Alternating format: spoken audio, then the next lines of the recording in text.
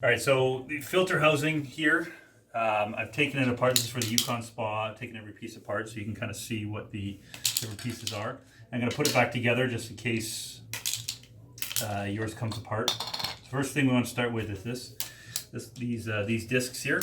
What they do is actually help to regulate how much flow will come through, so you can actually adjust it. And if you want more flow, you rotate these discs, or less flow.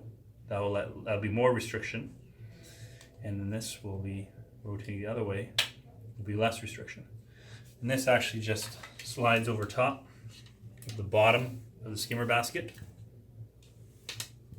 like that. That snaps into place. So now when you rotate this, you can adjust how much flow you want coming through the actual basket. You probably want to leave this open like this, leave more flow, because you got a 5 horsepower pump, or even a 2 horsepower pump on plug and plays, and that's a lot of pressure. So you want to make sure you get enough ample flow for better filtration. This is a locking ring. This goes right over top, hold everything in place. So now that's all snug. That's one assembly.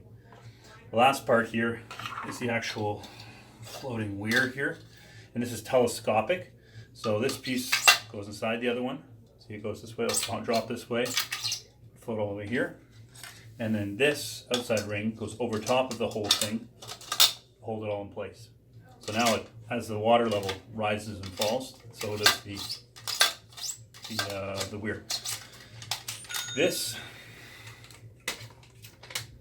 you got to line up the notches. See, there's a notch here, there's a notch here, there's a notch here, and there's a notch here. Line those notches up. That, and then you rotate it to get it to stick in place. Now the assembly is ready to go.